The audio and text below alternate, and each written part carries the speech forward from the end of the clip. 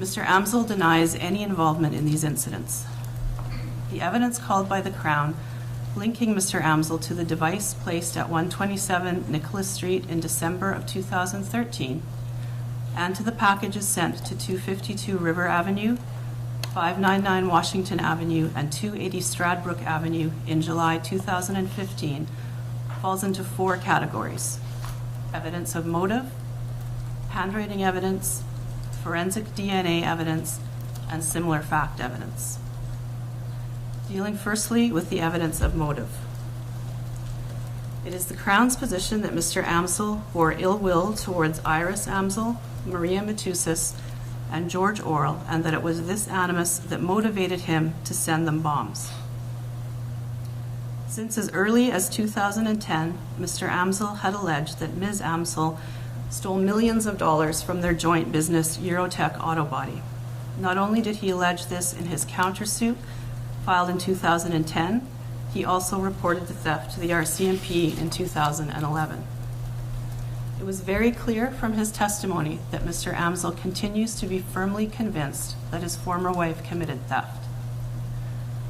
The Crown also argues that there is evidence of animus towards the lawyers involved on both sides of the Amsel civil proceedings. Mr. Amsel's interaction with George Orrell, while brief, was directly connected to his lawyer, Ms. McEachern, withdrawing. Evidence about this meeting came from Ms. McEachern, who indicated that Mr. Orrell's role at the meeting was to reinforce the advice being given to Mr. Amsel. Ms. McEachern testified that on the day she withdrew in September of 2014, Mr. Amsel accused her of conspiring with Iris Amsel or Maria Matusas and questioned whether one of them had paid her off to handle his case improperly. He also stated an intention to report the situation to the Law Society and told Ms. McEachern that it would all come out in the end. In his testimony, Mr. Amsel said that he had good reason to ask whether Ms. McEachern had been paid off, as he was unhappy with the way she was handling disclosure, the discovery of the missing money, and the interrogation of Iris Amsel. He said, "I felt I should have reported the whole matter to the Law Society." Moving to evidence with respect to handwriting. The Crown called several witnesses purporting to be familiar with the accused's handwriting. They were asked to comment on the handwriting found on the packages sent to 252 River Avenue, 599 Washington Avenue, and 280 Stradbrook Avenue. On the day the package addressed to Iris Amsel was delivered to 599 Washington Avenue, it was handled by both Kevin McKenzie and Ollie Ermentrout. Although it had been several years since Mr. McKenzie had seen Mr. Amsel's writing, he testified that he immediately recognized the printing to be that of Mr. Amsel and shared this opinion with Mr. Ermentrout. Mr. Ermentrout confirmed that this conversation occurred. Iris Amsel also testified about the handwriting on the various packages involved in this case.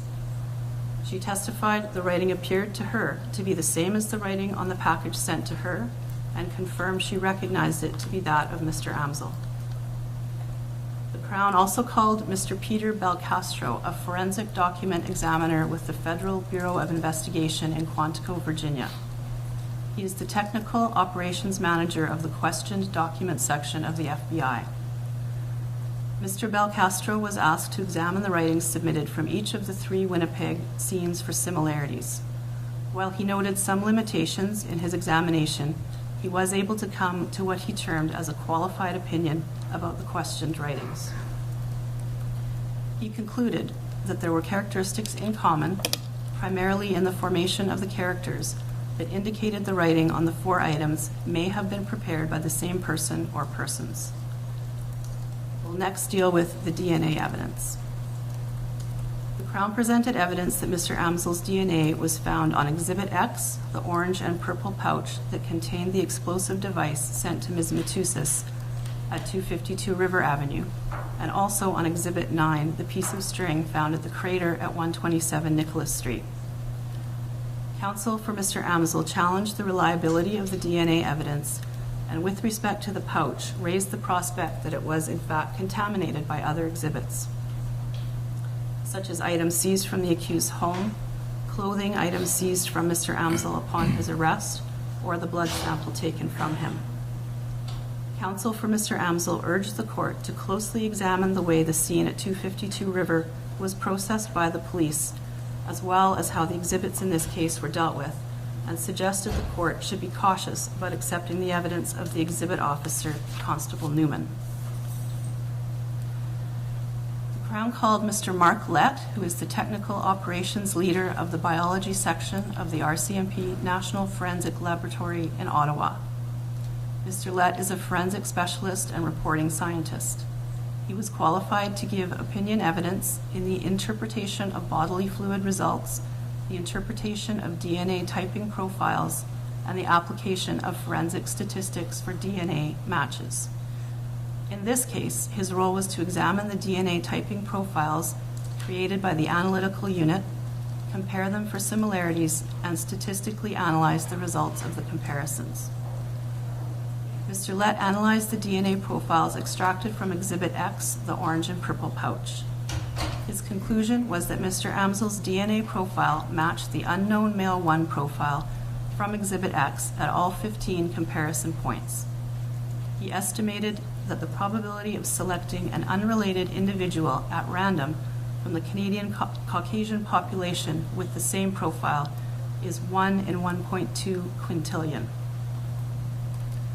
A partial DNA profile was also extracted from Police Exhibit 9, a 41 centimeter long piece of charred string from within or near the crater at 127 Nicholas Street. This profile was also sent to Mark Lett for analysis. Mr. Lett testified in his expert capacity that the profile contained a mixture of DNA from at least 3 individuals. The mixture had a major component that was designated as male 1. The 2 minor components were too weak for comparison purposes.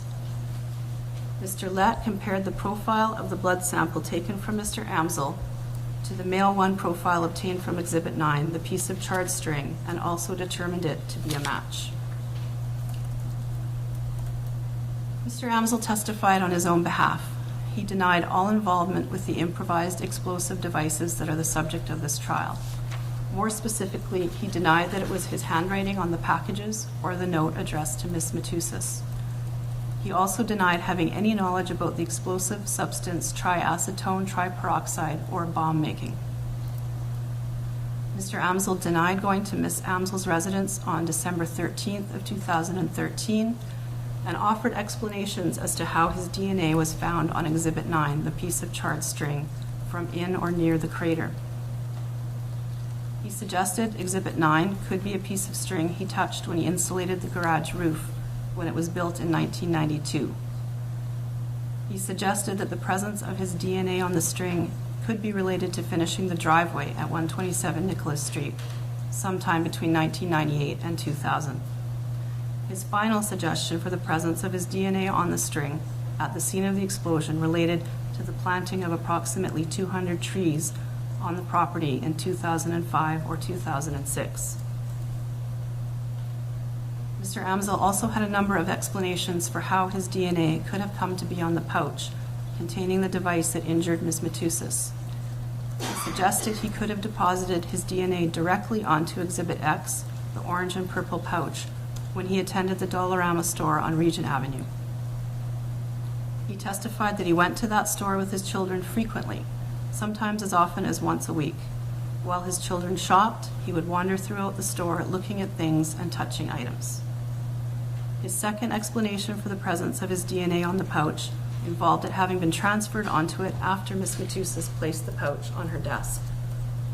Mr. Amsel suggested that his DNA would have been left on the papers contained in Ms. Matusas' legal file regarding the civil case with his wife.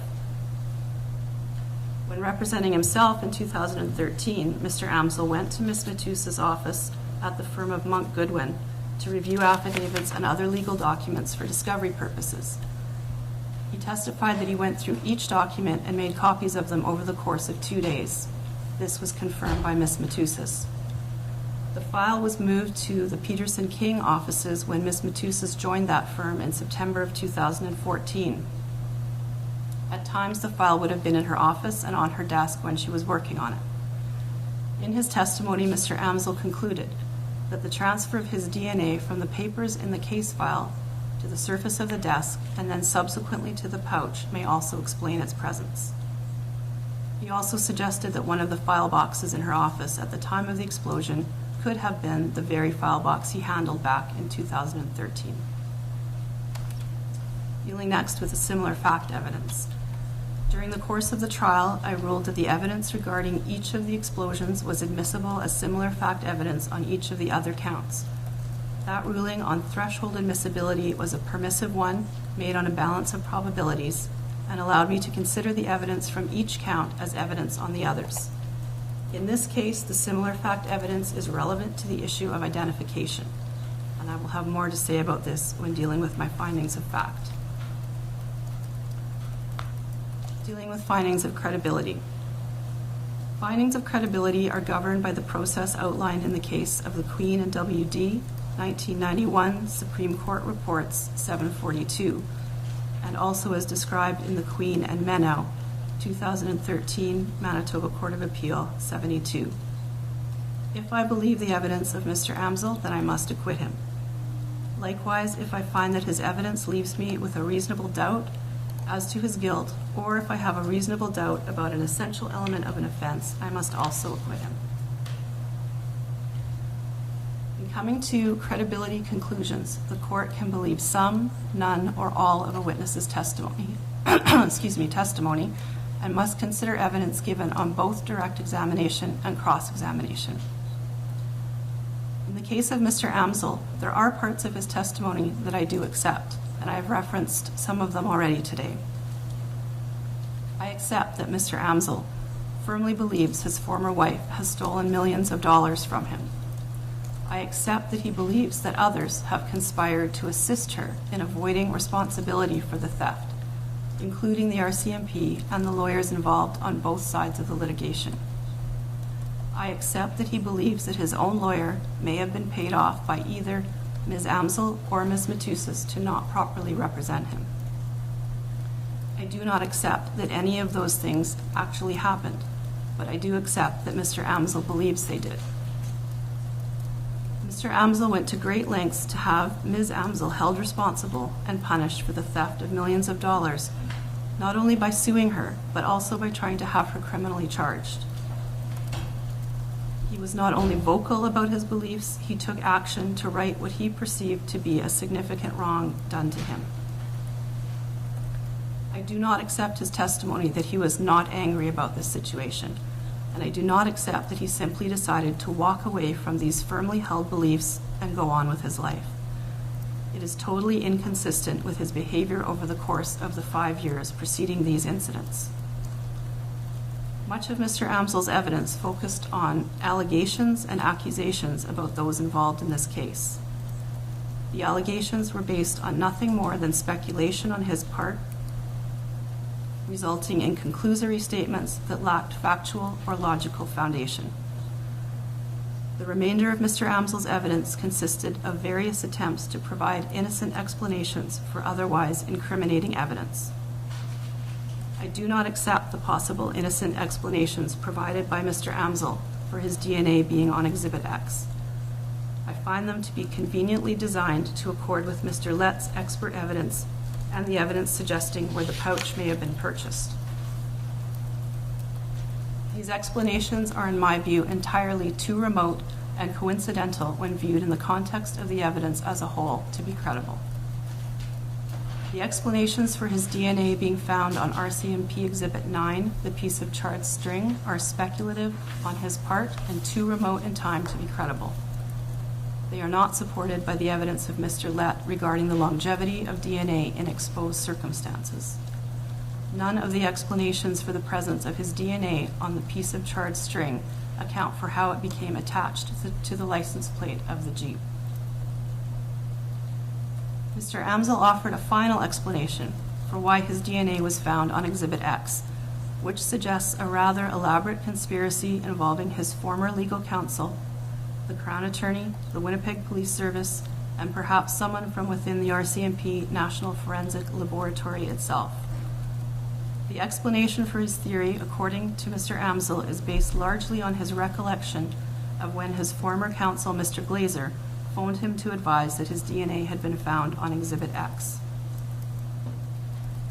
I do not find Mr. Amsel's testimony regarding any of these allegations to be believable or credible.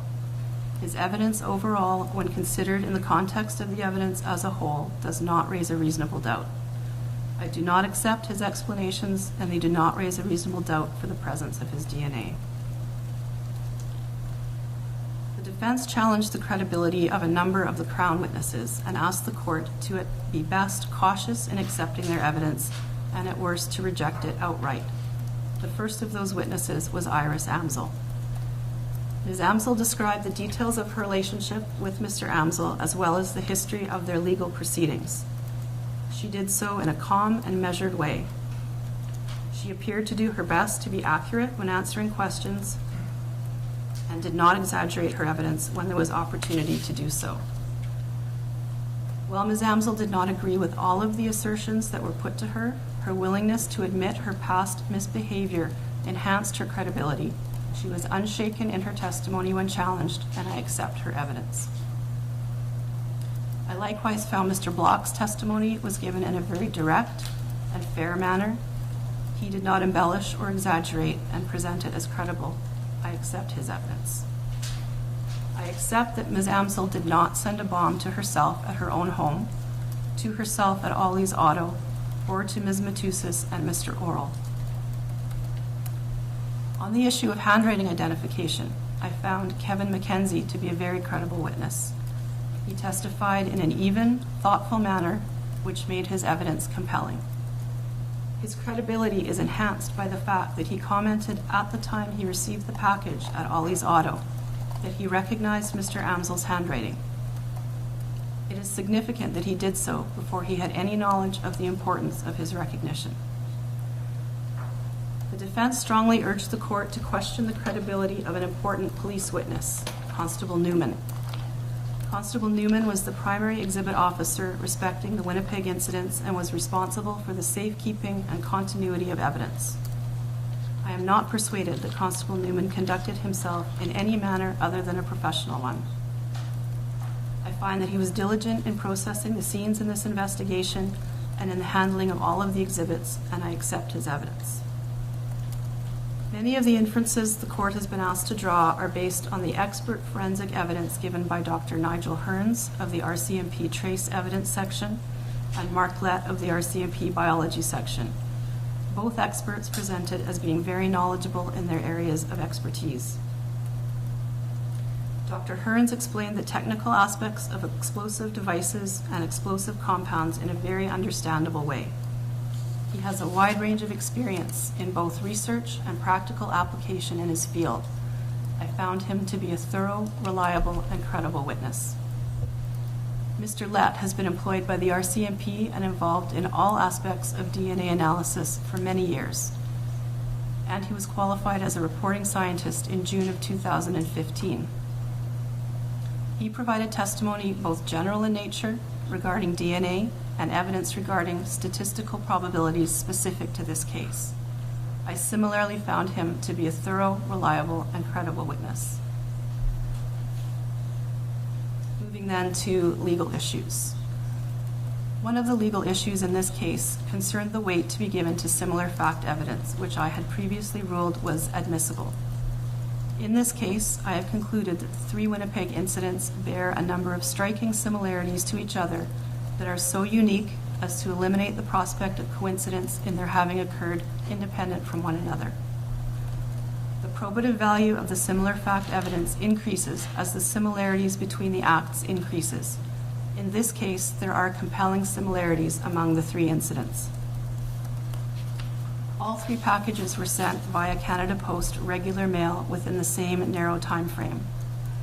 The cost of mailing each package was paid for using multiple stamps as opposed to the postage being paid at a Canada Post outlet.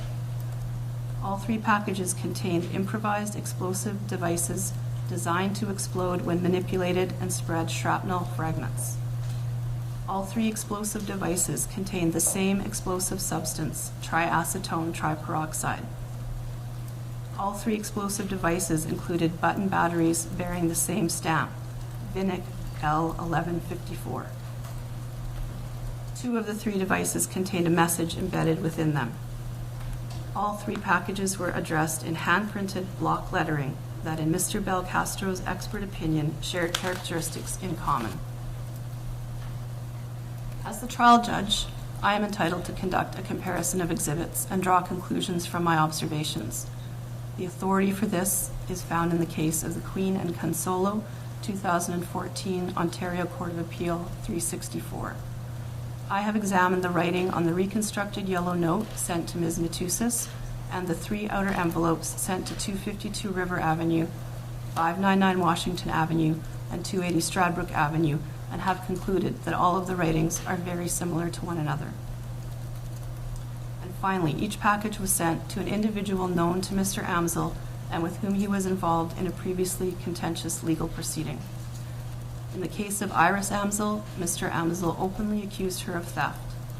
The message within the bomb sent to her in 2015 contained the words "stole" and "crime," which is consistent with Mr. Amsel's contention that Ms. Amsel was a thief.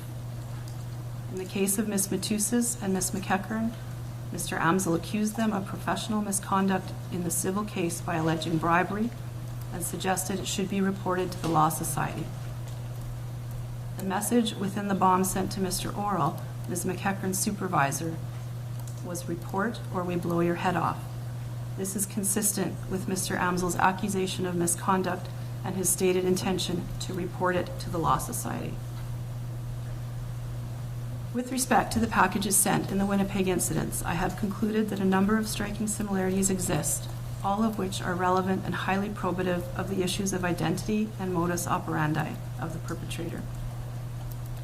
Similarities are so numerous and unique that I am satisfied beyond a reasonable doubt that the same individual sent all 3 explosive devices, and that the probability of these incidents occurring independently of one another by coincidence is non-existent. I have concluded that the person who sent the devices was Mr. Amsel. I have reached this conclusion because I am satisfied, based on Mr. Amsel's conspiratorial beliefs about those involved in his civil legal proceedings, that he had motive to harm them by sending explosive devices. His motive was to punish them for their respective roles in the outcome. I am also satisfied that it is Mr. Amsel's writing on the packages that contain the 3 bombs sent to the Winnipeg targets. While the evidence is not determinative from the standpoint of an expert as a positive identification, there is credible evidence from people who know Mr. Amsel and say the writing on the packages appears to be his. I'm satisfied that the samples provided by Ms. Amsel are the writing of Mr. Amsel, and I have compared them to the photos of the note and packaging in this case.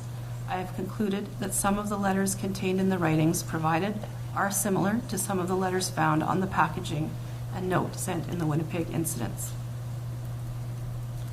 And finally, I'm satisfied that it is Mr. Amsel's DNA on Exhibit X. I have come to this conclusion because I'm satisfied the exhibits seized from 252 River Avenue were handled diligently and professionally and specifically with a view to ensuring that cross-contamination from the various scenes did not occur. I am similarly satisfied with respect to how the pouch was handled at the RCMP National Forensic Laboratory, and I accept Marcolette's expert evidence with respect to the statistical improbability of the DNA on the pouch being that of anyone other than Mr. Amsel. I am satisfied that Mr. Amsel's DNA is on Exhibit X, the orange and purple pouch, because he, not anyone else, put it there. I am satisfied that Mr. Amsel deposited his DNA on the pouch when he handled it during the course of mailing the explosive device to Ms. Matusas. I have also concluded that Mr. Amsel placed the device at 127 Nicholas Street. I have come to this conclusion because I'm satisfied the DNA on Exhibit 9, the piece of charred string, is Mr. Amsel's. Despite the delay in analysis, I'm satisfied the exhibit was handled properly by both the RCMP and the National Forensic Laboratory. I accept the evidence of Marcolette as to the statistical improbability of the DNA on the string being that of anyone other than Mr. Amsel. I I'm satisfied that Mr. Amsel's DNA is on that string because he handled it either while assembling the device or while placing it at 127 Nicholas Street. I'm satisfied that the device placed at 127 Nicholas Street contained a high-power explosive, and I infer from the manner in which it exploded that it was constructed to fragment and create shrapnel when detonated. I'm satisfied that the 3 pieces of string found in or near the explosion crater were one piece of string prior to the explosion. I am satisfied one end of the string had a metal pin tied to it and that the pin was part of the device. I am satisfied that the other end of the string was tied to the license plate of the Jeep by the person who planted the device. While there is no evidence as to the actual construction of the device itself or what caused it to detonate, I am satisfied it was intended that the explosion be initiated by the movement of the string attached to the device and the vehicle. There is no other logical inference to draw. Whether it was intended that the string be moved through contact with a person or by the movement of it by the Jeep, the inference I draw is that the detonation was intended to be victim-triggered. While there are a number of differences between the incidents from Winnipeg in 2015 and the incident from 2013, the similarities that do exist are significant. All 4 incidents involve the use of a high-power explosive placed in a device designed to spread shrapnel when detonated. The devices in all 4 incidents were designed to be victim-activated. The delivery of the 4 devices coincided with the conclusion of legal proceedings in favor of Ms. Amsel. And finally, Ms. Amsel was targeted in 2013 and in 2015. The similarities are, in my view, additional evidence identifying Mr. Amsel as being responsible for the explosion at 127 Nicholas Street. By way of conclusion, I am satisfied beyond reasonable doubt by the evidence presented by the Crown that Mr. Amsel is responsible for either assembling the explosive device and or placing it at 127 Nicholas Street on December 13th of 2013. I am also satisfied beyond a reasonable doubt that Mr. Amsel is the person who sent the homemade bombs to 252 River Avenue, 599 Washington Avenue, and 280 Stradbrook Avenue in July of 2015. Mr. Amsel is charged with a number of offenses that require the Crown to prove intent to cause bodily harm, or, in the case of the attempt murder charges, an intent to cause death.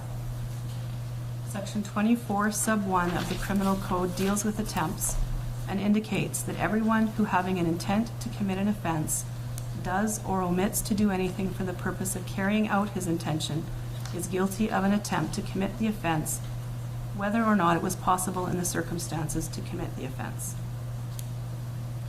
In order to secure a conviction for the charge of attempt murder, the Crown is required to prove beyond reasonable doubt that the accused intended to kill the targets of the bombs. The mens rea required is the specific intent to kill and nothing less. It was argued on Mr. Amsel's behalf that if the court found he was responsible for causing the devices to be sent or placed, that there is no evidence before the court that he intended to cause anyone's death.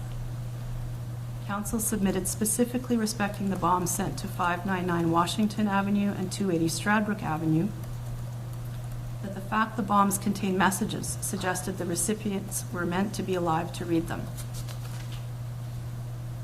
The Crown has submitted a number of cases from Manitoba that address the inferences open to the court in considering whether proof of intent to kill exists.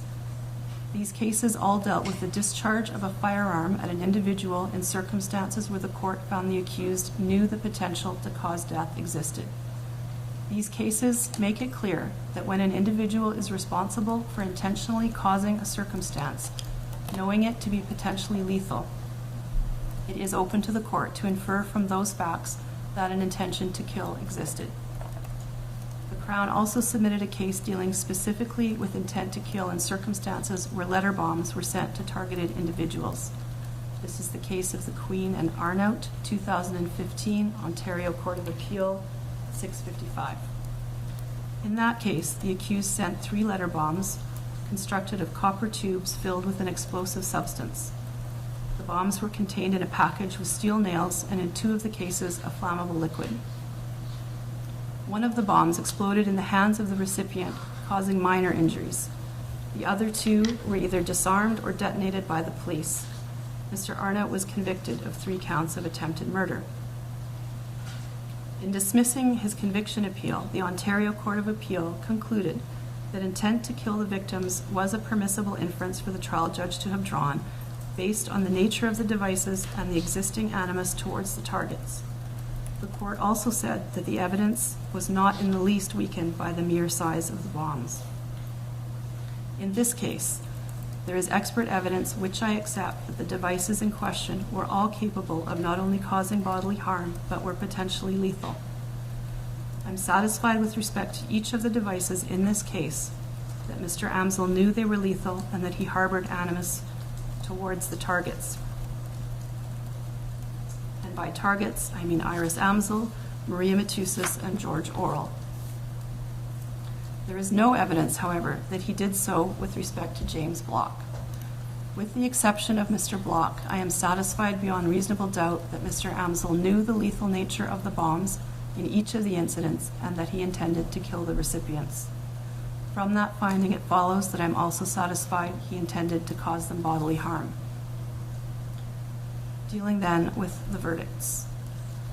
With respect to the incident of December 13th, 2013 at 127 Nicholas Street, that's counts 12 through 18 on the information, I find Mr. Amsel guilty at count 12 of the attempt murder of Iris Amsel. At count 13, I find him not guilty of the attempt murder of James Block. At counts 14 and 15 on the charges of possession of an explosive device for the purpose of committing an offense and possession of an explosive substance, I find Mr. Amsel guilty. At count 16, I find Mr. Amsel guilty of committing mischief to the property of Iris Amsel and James Block. At count 17, I find Mr. Amsel guilty of causing an explosive substance to explode with intent to cause bodily harm to Iris Amsel, but not guilty with respect to the same offense at count 18 with respect to Mr. Block. With respect to the incident of July 5th, 2015 at 280 Stradbrook Avenue, counts 9 through 11 on the information. At count 9, I find Mr. Amsel guilty of the attempted murder of George Orrell. At count 11, I also find Mr. Amsel guilty of sending an explosive substance to George Orrell with intent to cause bodily harm. With respect to count 10, committing mischief by willfully damaging the building of Orrell Bargain Davidson, by sending an explosive device via the mail and thereby endangering the lives of individuals present, I find Mr. Amsel not guilty. There is evidence before the court that the property of Orrell Bargain Davidson was rendered dangerous by Mr. Amsel sending the explosive device. Had the charge been pursuant to section 430 sub 1 sub b of the Criminal Code, I would find him guilty of that offense. While I accept that the lives of the employees of the law firm were endangered by virtue of the bomb sent by Mr. Amsel, there is no evidence that they were endangered by damage caused to the building, and that is the charge before me. Dealing with the July 4th, 2015 incident and the device sent to 599 Washington Avenue, so that's counts 4, 5, and 8. I find Mr. Amsel guilty at count 4 of the attempted murder of Iris Amsel. I find Mr. Amsel guilty at count 8 of sending an explosive substance with intent to cause bodily harm to Iris Amsel. With respect to count 5, mischief endangering life by causing damage to the premises of James Automotive at 597 Washington Avenue, I find Mr. Amsel not guilty. Again, while there is evidence that the employees of the business were endangered by the property being rendered dangerous by Mr. Amsel having sent a bomb through the mail, as were the employees of Ollie's Auto, there is no evidence that the damage caused by the detonation of the bomb by the police actually endangered lives, and that is the charge before me. Counts 1 through 3, 6, 7, and 19 address the events that occurred on July 3rd, 2015 at 252 River Avenue. Counts 6 and 19 allege that Mr. Amsel made or possessed an explosive substance and possessed an explosive device on or about July 3rd, 2015. The charges in this case regarding the Winnipeg incidents reflect the dates on which each of the devices detonated are framed using the words on or about. In this case, the specific dates on which Mr. Amsel possessed the devices in question is not material. I am satisfied that he possessed the devices in question in the days leading up to July 3rd, 2015, and as a result, I am satisfied beyond reasonable doubt that he possessed the items in counts 6 and 19 on or about July 3rd, 2015. With respect to count 1, the attempted murder of Maria Matusas, I find Mr. Amsel guilty. I also find him guilty at count 2 of aggravated assault. With respect to count 3, causing an explosive substance to explode, I find Mr. Amsel guilty. At count 7, I find Mr. Amsel guilty of committing mischief by damaging the property of Peterson King Law Firm by sending an explosive device via mail and thereby endangering lives. That completes the summary of my decision and the entering of the verdicts this afternoon. We'll need to arrange a sentencing hearing date. I'm going to suggest that we put the matter over to next Friday, which would be, I believe, the 25th of May at 9:15 and 3:02 to make those arrangements. Satisfactory to the Crown as well? It is, Your Honor. Thank you. That will be the adjournment date. Thank you. Order, all rise. This court is now closed.